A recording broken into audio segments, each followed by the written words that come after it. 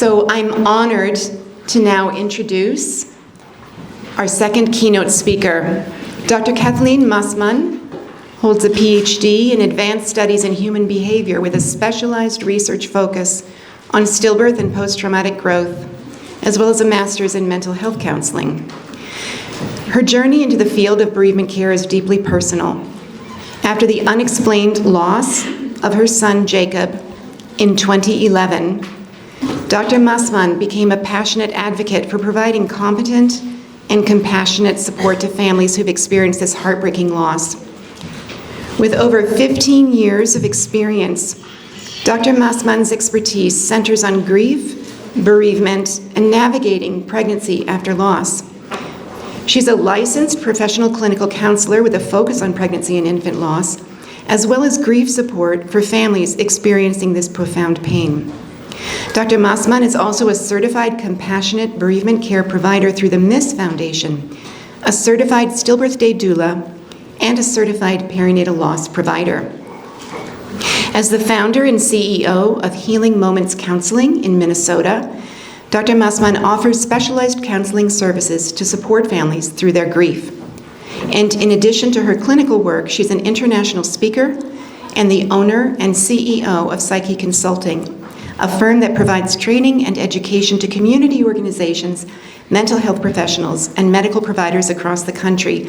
And I had the great privilege of hearing her speak at Mount Sinai, I guess last year in New York City, and I'm so happy to welcome her here today. So thank you so much. Thanks, Anne. Good afternoon. Can everyone hear me okay like this? Great. I'm going to walk around a little bit. But thank you for being here. I'm so honored to be here today and to get to talk with all of you a little bit. I'm going to take you on a little bit of a different journey today. I'm going to talk about some gaps in bereavement care that are really from my own experience. There's so many important experiences that deserve space for their story to be heard, and this is just one of them. So I hope that you'll take a little bit from this journey. I want to let you know that there are going to be some pictures of my son throughout this presentation, so if that in any way, shape, or form bothers you or you just need to step out, please feel free to go ahead and take care of yourself. So just a little agenda, an introduction, we already did that, some primary goals. I'm a big research nerd, a lot like Stacy, and so we're going to just go through a brief research timeline of what do we know about how bereavement care has been done historically, what do we know about what worked, what really didn't work. And then perinatal grief and healing. So the stories I'm going to tell are going to talk about how those gaps presented themselves, but it's also going to talk at times about the healing that came from those. And then a multi-generational impact in those gaps. So hopefully when you leave, you'll have a little better understanding of historical and current research, knowledge on multi-generational impacts, as well as increased knowledge on grief and healing, and how to support those experiencing loss.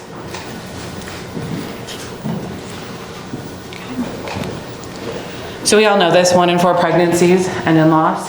This is important to start to my story because about not even a year ago, I was at a conference in Albuquerque, and I was talking to the director of a university program, and we were talking about adding a course on perinatal and neonatal bereavement for their students. And I've sort of been hounding her for the last few years.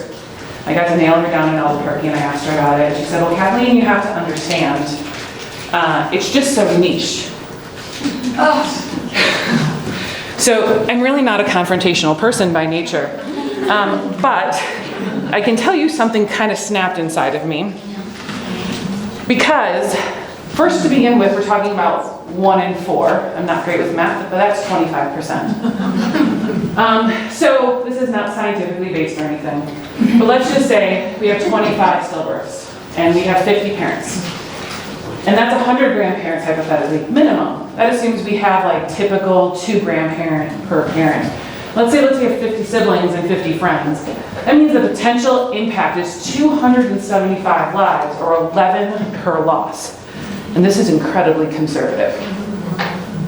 And so we had this discussion about the fact that this is in no way, shape, or form niche. Now, I do think we get to feel better about ourselves when we think it's niche, because then it's this little problem that we don't really have to dedicate time to. So, I'm still waiting to see how that conversation pans out for me. All right, my timeline. So we're gonna go way back to 1976, which as I get older, I realize like that's 4 years before I was born, and not super flattering to call it way back anymore. But Klaus and Kennel talked about a lack of physical presence. And really what they talked about is that when there was a lack of physical presence, we created the formation or disconnect for stillbirth parents. And so they weren't really connecting with that baby versus they weren't connecting what they imagined the baby to be. And so Klaus and Kennel were the first ones to really look at that. And that research really highlighted the importance of physical presence between parents and child. We can sit here today and go, well, of course. But really, that wasn't anything they thought about in the 60s and 70s.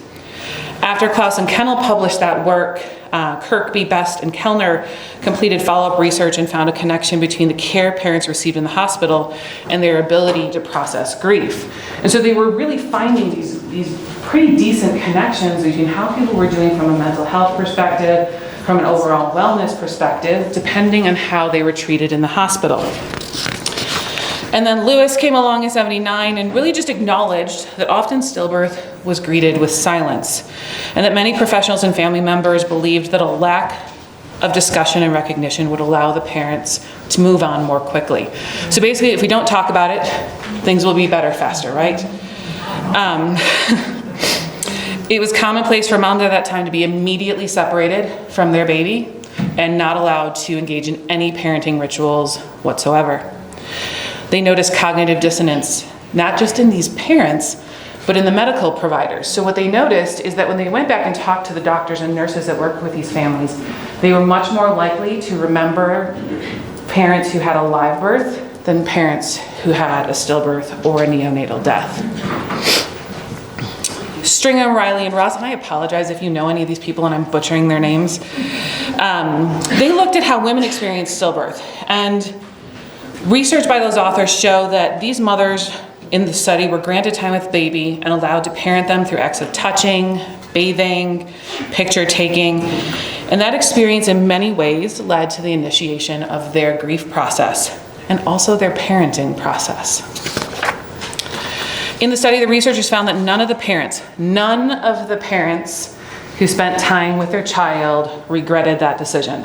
Not a single one, and those of you who do research or even don't do research, to have studies show that no one regretted it, it was huge. So Stinson, 92, I love Stinson's study because he started to look at the differences in gender and bereavement and how they were presenting differently, not just how they were presenting differently, but how we were treating them differently. And so they looked at how gender differences inherently bias how grief is measured in bereaved parents. We know that in general, moms are more likely to share their grief with emotions, share it with others, while dads traditionally maintain a more closed-off approach. The difference can very well and does lead providers to many times ignore the needs of dads in these situations while focusing on moms. That perceived difference in grieving has certainly influenced how we as a society treat those bereaved parents. There's a grief scale called the perinatal grief scale. I actually used it in my dissertation. It's not a fantastic scale, but if you do any work with these scales, you'll find that there aren't great scales to work with bereaved parents. And one of the problems with this scale is that if you read through it, what you'll notice is the questions are heavily biased on a maternal reaction to grief. So questions such as, how often do you cry? How intently do you cry? Things like that, where we're probably not going to get a great picture of most fathers from some of those questions. Wonk-Hill, Cacciatore, Scheffler, and Pritchard, 2017, they looked at miscarriage, stillbirth, and child death, and they found that parents who experienced stillbirth were the only group that had a lower self-esteem after the loss. So it's super interesting to me because what I hear from a lot of doctors from time to time is we don't want to scare moms. We don't want to give them too much information and scare them. But what this study really did was showed that when moms and dads were given more information, there was actually less of a self-esteem hit that took place. And so we have some really cool research that sort of is opening the door to the idea that we know more information is better anyway, but that it might actually preserve self-esteem when things do happen. Can I ask a question on that? Is that like why it happened?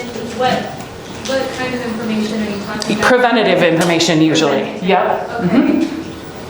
Yep. So if they looked at all other kinds of loss, miscarriage, perinatal death, neonatal death, they didn't see that self-esteem piece.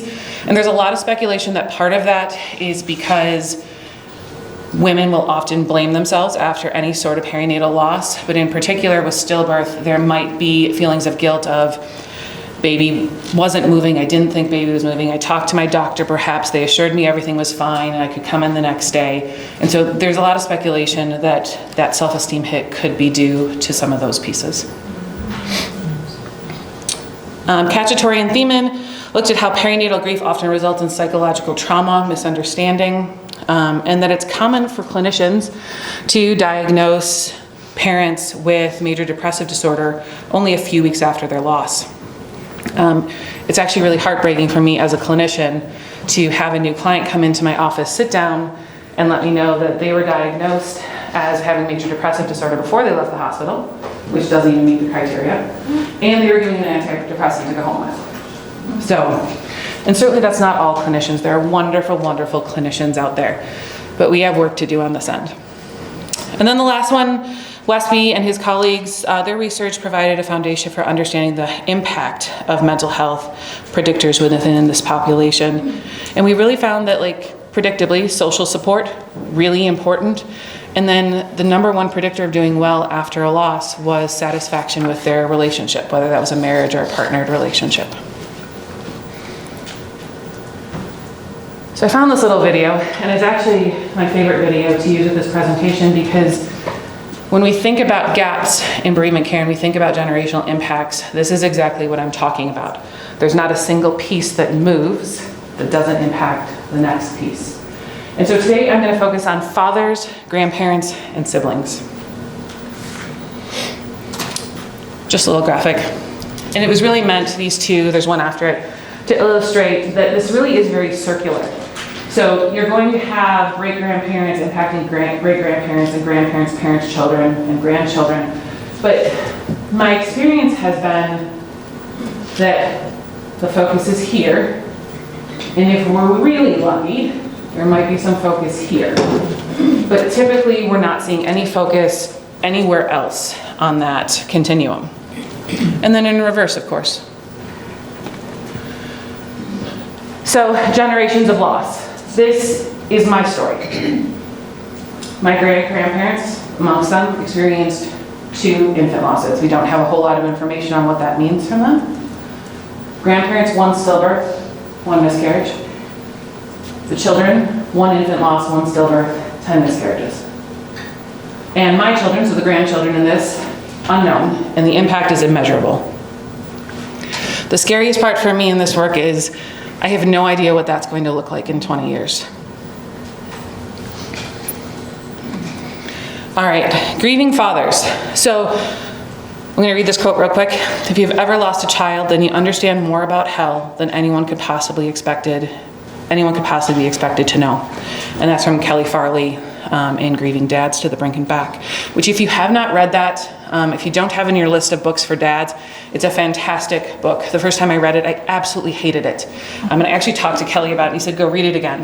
And so I went and I read it again, and I understood why I hated it the first time. It's because it was written by dads, for dads, and I couldn't relate to it at all. But the dads I work with find it very helpful.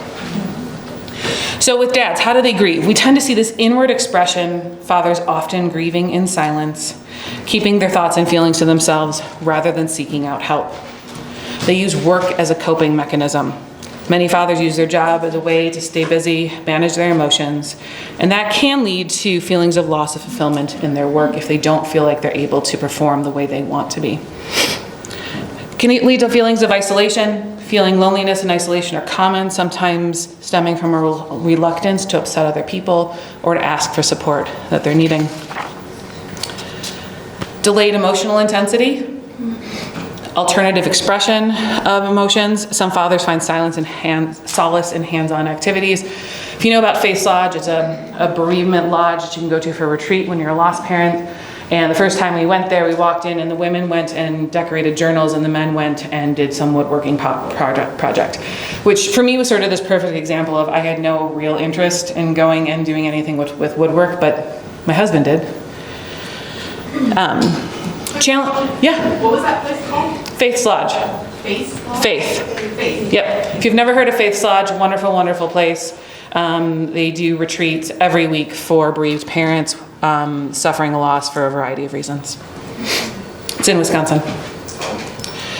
Challenges and misconceptions. Oftentimes, a father's grief can be overshadowed by the mother's grief, not because the mother desires it to be overshadowed, but because we tend to cater to a mother's grief more than a father's grief.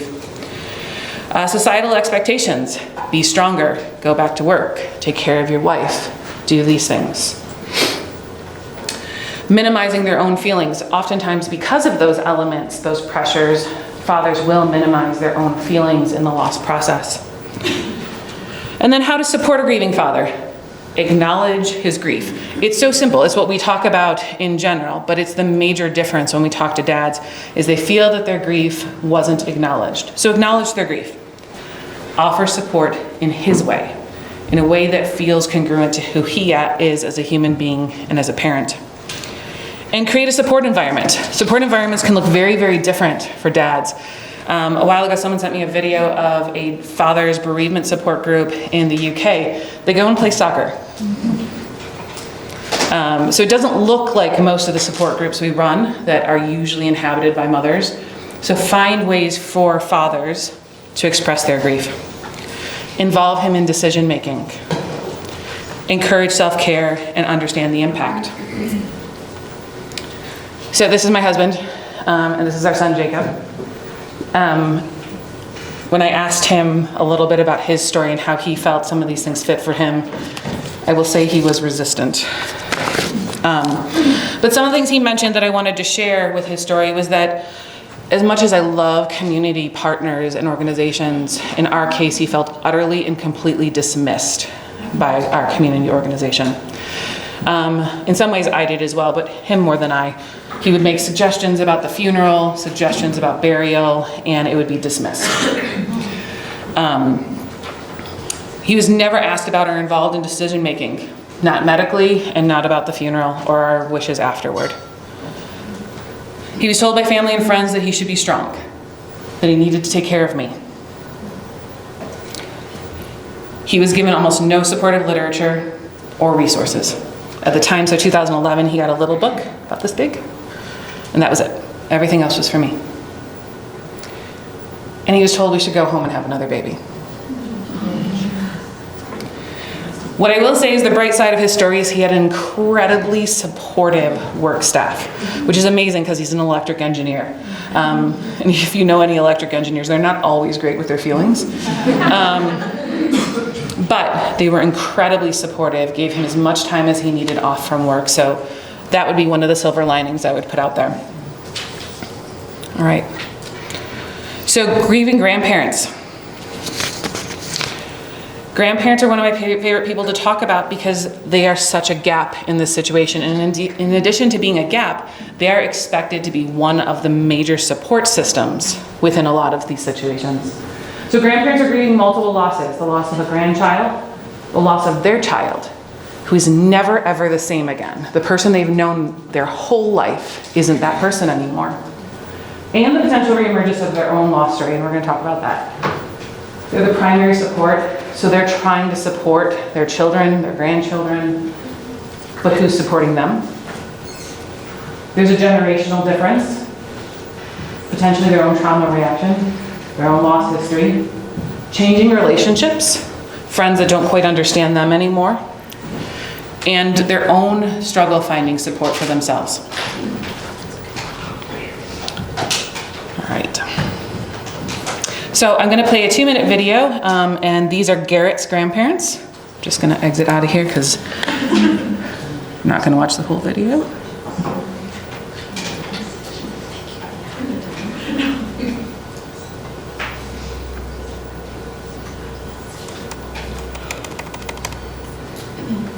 Not that many babies to learn these lessons. It's The role of the grandparent is there's a duality to the grief that I was not prepared for. I was heartsick that we weren't going to be having a grandchild to bring home.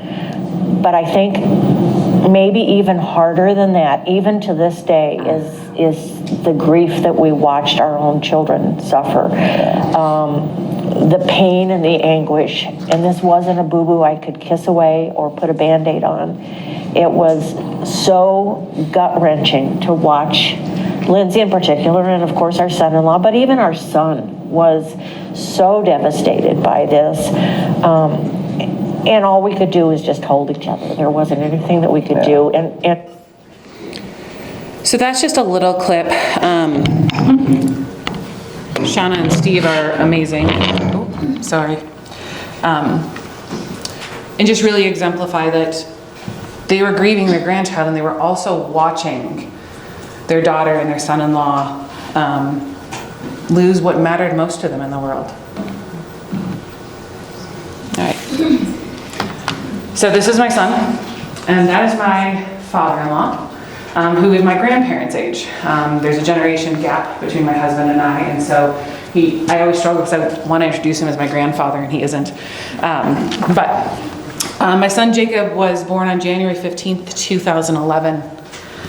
Sadly, our doctors missed what we believe was a congenital diaphragmatic hernia that ended up being fatal. I can tell you with certainty that the idea of infant loss had not even entered my mind at that point. Not once in my family had even been spoken about. And the same was true for my husband's family. It was, in every way, like being sucker punched. In the days that followed, we invited friends and family to come to the hospital to meet him, say goodbye, and hello all at the same time. And amongst our visitors were my in-laws. At this time, my father-in-law was 91 years old, and he was suffering from stage 4 multiple myeloma. So he was not a well man at the time. I should also mention that my father-in-law was one of 12 siblings. His youngest sister died of what we assume was SIDS, but really had no name at the time, and it was never talked about. Shortly before he came, I had sort of prepared myself for him to come in his typical stoic way and really not engage very much, not hold him, not look at him. That felt like a really possible situation for me. So I was quite prepared for that. What happened is still one of my favorite memories of my whole life. This man who had lost his baby sister and was struggling just to survive sat down in the rocking chair, opened his arms, and asked to hold his grandson. For about an hour, he held him, rocked him, cried, and asked God why he didn't die instead. Later, he insisted that my son's picture join the wall of grandchildren, there are 24 of them, in their home. This is where things got complicated. My mother-in-law never touched my son. She never looked at him.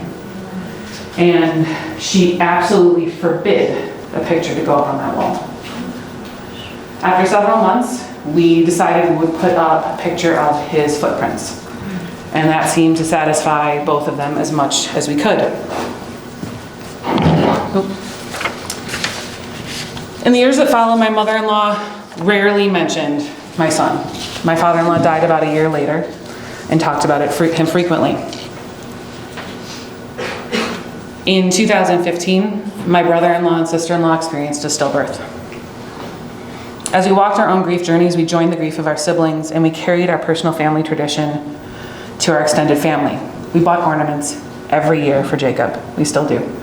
So we started buying ornaments for my sister-in-law and brother-in-law. My mother-in-law never said a word, not about any of them. In 2019, we went to visit my mother-in-law. Sitting on the table was a letter. In her typical and direct German fashion, she told us to read it, stating we were never to talk about it after that day. The therapist's brain in my body lit up, knowing that she, of course, wanted to talk about it. Well, I wish I could find that letter and read it to you today. A recap we'll have to do. In the letter, she told us that after she had helped 4 of her living children, she entered into what she thought was menopause. One day, while going to the bathroom, she shockingly and heartbreakingly delivered a stillborn baby, likely about 20 weeks. a baby she didn't even know she was carrying. It would have been 1970. There were no resources, no one to call, and no one even spoke about such things. So she blessed the baby and buried it herself. She told no one, not even my father-in-law. She carried the secret on her own for 50 years. So why now? Over the course of almost 10 years, she had watched her children lose 10 children. She watched us grieve, she watched us remember, she watched us memorialize. She witnessed us talking about those children, speaking in public about them, and educating others. She watched us buy ornaments. At the end of the letter, she wrote, "I'm telling you this because I want an ornament for my baby this year. I want to hang it on my tree." In a single moment, all the pieces came together for me. Her perceived coldness, her indifference, her unwillingness to attach. Her baby had died, and she had carried that death alone for almost 50 years, while all the while watching her children bury their own children. Her loss, her grief, still prominent in her heart and unknown and unacknowledged. How could she possibly have acknowledged my loss? So on Christmas Day 2019, there was an ornament that hung on her tree, baby Massmann. She decided not to name her baby. The pride in her eyes that day is something I'll never forget. So, telling you this story is sort of multifaceted. The gaps in support that existed to such a great extent kept her locked in that grief for almost 50 years with no one knowing. I cannot imagine not having even told my husband about what I had just been through. And she kept it all to herself. Just to wrap up that story, healing comes in all shapes and sizes. But in our family, and for my mother-in-law, who's Bernie, it came through an ornament. Just before Christmas in 2024, my mother-in-law passed away after a 4-year battle with lung cancer. She was in hospice in our home when she passed. We had amazing conversations in those last years. This woman who couldn't even look at my son 13 years ago now wanted all of her grandchildren, alive and deceased, mentioned by name in her obituary. She wanted them represented in the flowers at her funeral. A white rose for her grandchildren she was going to meet, and a red one for those who would join her one day.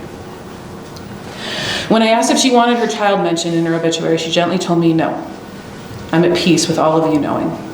We honored her wishes, and I could see the peace in her eyes. She had found the courage to tell her story. And in doing so, she found a healing that I don't know that she imagined she would. When she passed, I can only imagine the homecoming that awaited her.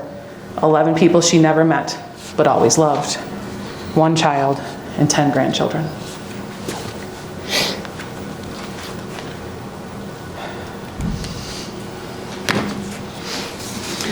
Grieving siblings.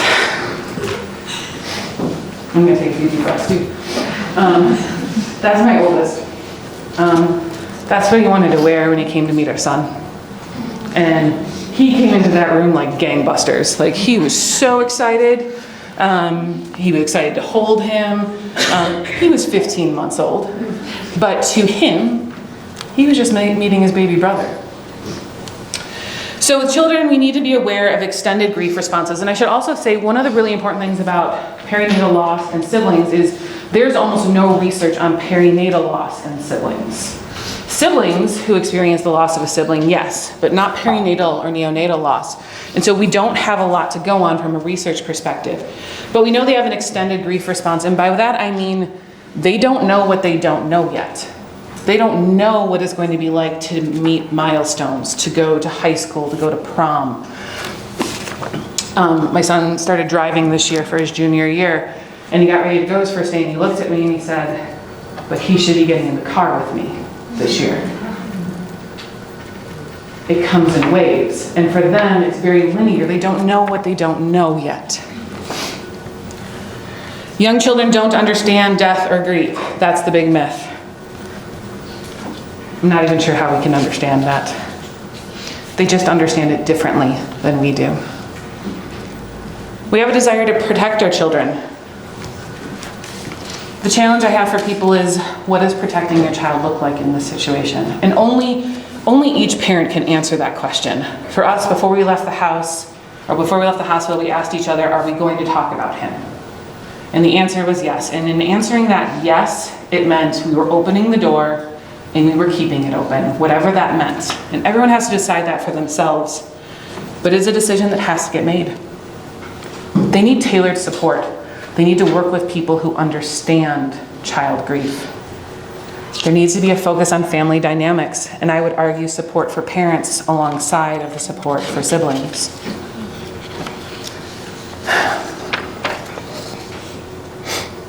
There's an unexplored impact. I still don't know how much his death will impact my children. I just know how it's impacted them thus far. There's an absence of guidelines. As counselors, if we look at grief with siblings who experienced a perinatal loss, there's nothing for us to go on. There's a lack of time and support at the hospital. We had an amazing hospital experience with our hospital team. They had a shirt ready for him, a new shirt, they had a bracelet, they had a teddy bear with angel wings on it. But that's not everyone's story. That's not what everyone gets when they bring their kids to meet their sibling. And there are resource gaps. Dr. Catherine Gold once said, one of the most shocking things to me in the surveys I've done was that hospitals report they're often not talking to parents about some of the most basic elements of grief and loss. Normal bereavement on relationships, how to tell siblings, and how to return to work. I think that was perhaps the most disappointing finding for me, is that we aren't helping parents anticipate what to expect once they leave the hospital. And that would be my challenge from a hospital perspective, is educating parents and giving them resources also means helping them with who they're going home to. So a little sibling story for you. This is my spitfire of a daughter. You'll find out more about that in a minute. That's Patrick, who is just as excited to meet his sister as he was to meet his brother. Often when I think about generational grief and impacts, I think about the generations before grandparents, great-grandparents, uncles, aunts, and so on. But what about the generations after? Historically, little was discussed about infant and pregnancy loss. It's why I had no idea how much loss existed within our mutual families. The impact from me was limited until it touched my life.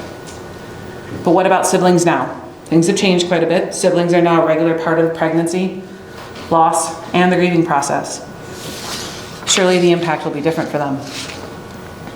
Our son Patrick was about 15, 16 months old when Jacob was born.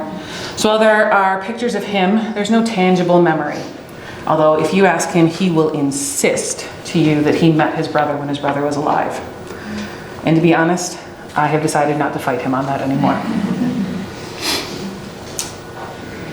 He has no tangible memories, but the generational and gender differences are present. He and his brother would have been just 18 months apart. And so he often wonders how his life would be different and what their relationship would have been like.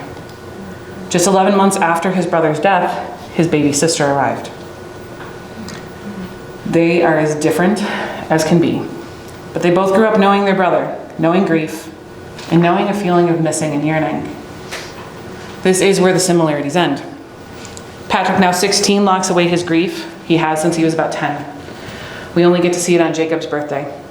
It's the day he sits, even at 16, in front of his brother's hope chest, and he meticulously takes out every single item. He looks at it, he looks at all the pictures, and comes completely unglued. I have never heard my child sob the way he sobs every year on his brother's birthday. Guttural sobs eventually give way to exhaustion, and when the day's over, I watch him lock it all up again, attempting to be strong. Now, we certainly don't do everything right as parents, but he lives with a therapist who does grief work every day, and he still feels the societal pressure to lock it all up at the end of the day. Catherine is not her brother. Many years ago on the first day of school, Catherine brought a picture of Jacob to school to share her family with her new class. When she came home and told Patrick, he was outraged. He felt betrayed. How could you take something so personal and share it? But Catherine was different. She always was. She talked to anyone at any time about her brother. She would and still does tell everyone that they're Irish twins. That day's conversation ended with Catherine telling Patrick that Jacob was her brother too, and that she got to have a relationship the way she wanted to. Her grief and love can be seen throughout the year, while Patrick only allows it to be seen on those rare days. When Catherine was in kindergarten, I was pregnant with our youngest. It was a spring concert, so the classroom had parents and grandparents and visitors. And a well-intentioned grandmother came up to my daughter and said, "Aren't you lucky your mommy's having a baby to come home to you?" And my daughter, without skipping a beat, confidently said, "Not all babies come home. Some of them die." And this woman looked at her and said, "We don't talk about those things in public." Now at this point, I was ready to engage in the debate, but I didn't have to. Because really without any shame or any concern, she looked back at this woman and said, "Well, we do in my house." And she went on playing. Generational differences, generational gaps, generational impacts. Another example, our first excursion to Target after my youngest was born. Packed all the kids into the shopping cart, finally getting out of the house, so excited. A woman approached her and looked at Catherine. Are you ever amazed at how nosy people are, by the way?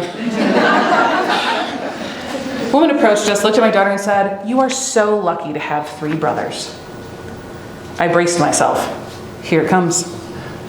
"Nope, I have 4. "Oh, is one of your brothers at school?" "No." "Is one of them at home?" "No."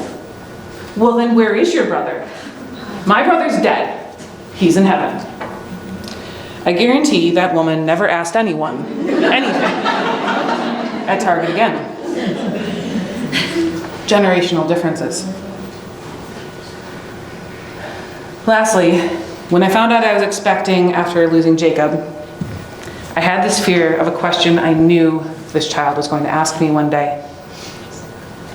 Who would you have chosen? Me or my brother? Because the two of them could never have existed in the same time and place. My husband thought I was nuts. He's like, "She's never gonna ask this." I started preparing myself from the time I found out she was a girl. I can tell you now that those questions started being asked at the age of 8. His death will continue to impact her in both hard and beautiful ways. It will keep impacting her and tens of thousands of siblings who will go on to have children of their own. I wonder myself, how will her first pregnancy be different from mine? Will she ever have the blissful ignorance that I enjoyed? Or will this generational gap and impact shatter that, make her more aware, or have an unexpected and unknown effect?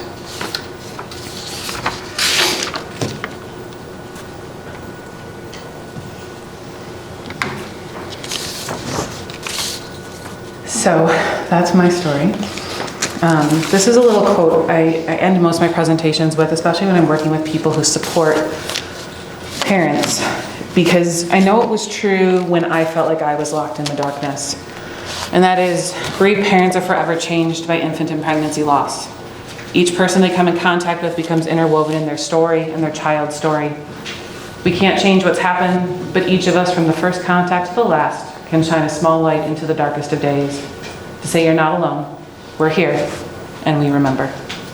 Thank you guys. Time